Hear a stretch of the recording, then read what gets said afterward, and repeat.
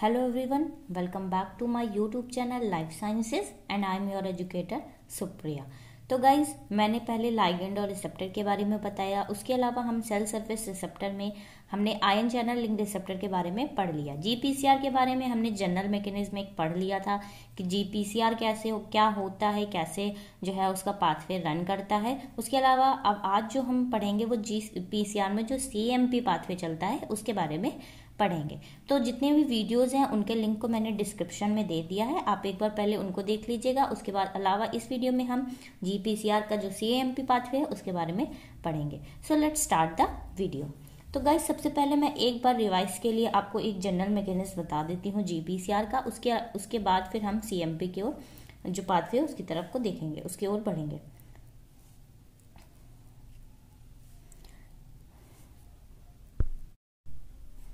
तो ये plasma membrane है और जैसे मैंने बताया था जीपीसीआर यानी कि जी प्रोटीन कपल्ड रिसेप्टर, ये एक सेल सरफेस रिसेप्टर है, यानी कि जो प्लाज्मा मेम्ब्रेन है या सेल मेम्ब्रेन है उसकी सरफेस पे प्रेजेंट होता है।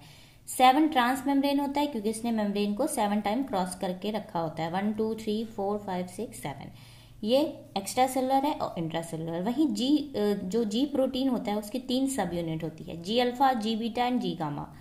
जब जो जीपीसीआर यानी कि जब लाइगेंड नहीं आता है तो ये रिसेप्टर जो होता है वो इनएक्टिव या फिर ऑफ स्टेट में होता है और जी अल्फा से जीटीपी जो है जीडीपी बाइंड करे रहता है। लेकिन जैसे ही लाइगेंड आता है, आप देखिए जैसे ही लाइगेंड आया जीपीसीआर का जी, ये तीनों जो सब यूनिट्स होती हैं स्प्लिट हो जाती हैं और जी अल्फा से जीटीपी बाइंड कर जाता है, यानी कि ये एक्टिव स्टेट में रहता है। यानी कि जब जी अल्फा से जीडीपी बाइंड करता है तो वो इनएक्टिव स्टेट में, और जब जीटीपी बाइंड करता है तब ये एक्टिव स्टेट में हो जाता है, यानी कि ये लाइगेंड ने आके इससे बाइंड करे। अब हम सीएमपी पाथवे को देखेंगे। बहुत टफ पाथवे नहीं है, मैंने पहले आपको डायग्राम से समझा दूंगी, उसके बाद मैंने कुछ पॉइंट्स को भी लिख दी हैं जिससे आपको इजिली लर्न हो जाएगा। जी प्रोटीन कपल रिसेप्टर्स में सीएमपी पाथवे पढ़ेंगे। इसका फुल फॉर्म होता है साइक्लिक एडेनोसिन मोनोफॉस्फेट। तो आप देखिए ये प्लाज्मा मेम्ब्रेन है, ठीक है, और ये जीपीसीआर है। इसके बाद ये क्या है, ये है जी प्रोटीन या फिर आप कह सकते हैं जी प्रोटीन है, ठीक है, क्योंकि ये एक सेल सरफेस रिसेप्टर है। तो मैंने आपको बताया कि ये जी प्रोटीन जो होता है वो 7 ट्रांस मेम्ब्रेन होता है, यानी कि 1 2 3 4 5 6 7 बार मेम्ब्रेन को क्रॉस किया होता है। वही जी अल्फा से जीटीपी ने बाइंड करके रखा है। अब यहाँ पे क्या होता है, सीएमपी पाथवे कैसे रन करता है, ये क्या है, ये प्लाज्मा मेम्ब्रेन है, मैंने आपको बताया। इसी प्लाज्मा मेम्ब्रेन में एक एंजाइम प्रेजेंट होता है जिसका नाम होता है एडेनिल साइक्लेज। इस एंजाइम का क्या काम होता है कि मैंने इसके अलावा जो भी मैंने यहाँ पे पॉइंट्स को मेंशन किए हैं उनको मैंने आगे लिख भी दिया है, ठीक है, आप भी मैं आपको दिखा दूंगी। तो एडेनिल साइक्लेज का काम क्या होता है कि ये जितने भी एटीपी होते हैं उनको उठा के सीएमपी में कन्वर्ट कर देता है। तो ये क्या करता है, जितने भी एटीपीज हैं उनको उठा के सीएमपी में कन्वर्ट कर देता है, यानी कि साइक्लिक एडेनोसिन मोनोफॉस्फेट। अब वही क्या होता है कि सीएमपी क्या करता है कि बहुत सारे प्रोटीन्स को एक्टिवेट करता है। वहीं पर एक प्रोटीन होता है पीकेए। ये जो प्रोटीन आपको दिख रहा है ये क्या है, ये यही प्रोटीन है जिसको कहते हैं, ये जो प्रोटीन है इसको कहते हैं पीकेए, यानी कि प्रोटीन काइनेस ए। अब ये प्रोटीन में क्या होता है कि इसकी 4 सब यूनिट होती है, 2 रेगुलेटरी डोमेन होते हैं और 2 होते हैं कैटालिटिक डोमेन। सीएमपी का काम क्या होता है कि ये आके इस रेगुलेटरी पीकेए जो प्रोटीन है इसके रेगुलेटरी उसमें डोमेन में आके बाइंड करता है, और जैसे ही रेगुलेटरी डोमेन पे बाइंड करता है तो यहाँ पे क्या होता है कि कैटालिटिक डोमेन, रेगुलेटरी डोमेन ने इसको बाइंड करके रखा है। कैटालिटिक रेगुलेटरी यानी कि पाथवे को, इसका काम क्या है कि पाथवे को रेगुलेट कर रहा है। तो रेगुलेटरी डोमेन से जैसे ही सीएमपी आके बाइंड करता है तो ये कैटालिटिक डोमेन जो है इससे अनबाइंड हो जाता है और कैटालिटिक डोमेन जो है वो अलग हो जाता है। फिर क्या होता है कि ये कैटालिटिक जो डोमेन होता है ये जाता है न्यूक्लियस के अंदर, ये न्यूक्लियस के अंदर जाता है। यहाँ पे CREB नाम का एक प्रोटीन होता है जो कि इनएक्टिव स्टेट में होता है।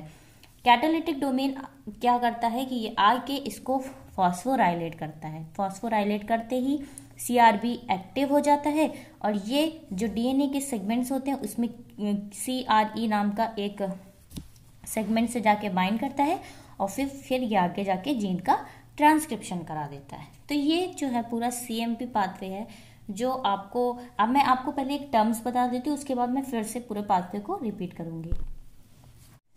तो अब हम टर्म्स को देख लेते हैं। जैसे मैंने बताया सीएमपी, सीएमपी होता है cyclic adenosine monophosphate. CMP is used for intracellular signal transduction in many different organism. जितने भी अलग अलग ऑर्गेनिज्म होते हैं उसमें इंट्रासेलुलर यानी कि इनसाइड द सेल के लिए सिग्नल ट्रांसडक्शन का काम ये करता है, और ये एक सेकेंड मैसेंजर होता है। एडेनिलिन साइक्लेज जो मैंने बताया कि प्लाज्मा मेम्ब्रेन में प्रेजेंट होते हैं, that is located on the inner side of plasma membrane and synthesised CMP from ATP. ये जितने भी एटीपीज हैं उनको उठा के सीएमपी में कन्वर्ट कर देता है। नेक्स्ट उसके बाद पीकेए यानी कि protein kinase A and also known as CMP dependent enzyme. आप समझिए सीएमपी डिपेंडेंट एंजाइम मतलब कि जब सीएमपी आके इससे बाइंड करता है पीके एंजाइम से, जो भी प्रोटीन से, तब ये क्या करता है, एक्टिव होता है। इसीलिए इसको सीएमपी डिपेंडेंट एंजाइम भी कहते हैं, because it gets activated only if cAMP is present. PK की 4 सब यूनिट्स मैंने बताया, 2 कैटालिटिक डोमेन होते हैं और 2 रेगुलेटरी डोमेन, यानी कि जो पाथवे को ऑन ऑफ करने का रिस्पॉन्सिबिलिटी रहता है। और ये एक्टिव और टेट्रामर, टेट्रामर क्यों, क्योंकि 4 सब यूनिट है। वही जो मैंने अभी आपको बताया CREB, ये CMP response element binding protein होता है, यानी कि जब CMP आके बाइंड करता है प्रोटीन काइनेज ए से, मेन जो वर्क है पूरा CMP का ही है, इसीलिए इसको GPCR का CMP पाथवे कहते हैं। वहीं CRE ये CMP रिस्पॉन्स एलिमेंट होता है, जो भी मैंने आपको बता दिया। एक बार हम पाथवे को फिर से देख लेते हैं। जैसे मैंने PK एंजाइम क्या होते हैं, CREB क्या होता है और CRE क्या होता है बता दिया। तो सबसे पहले क्या होता है, जब लाइगेंड आके बाइंड करता है तो ये जो जी प्रोटीन के तीनों डिफरेंट सब यूनिट्स स्प्लिट होती है और अल्फा से GTP बाइंड करता है। वहीं प्लाज्मा मेम्ब्रेन में एडेनिलिन साइक्लेज नाम का एक एंजाइम होता है, जिसका काम होता है जितने भी ATP है उसको CMP में कन्वर्ट करना।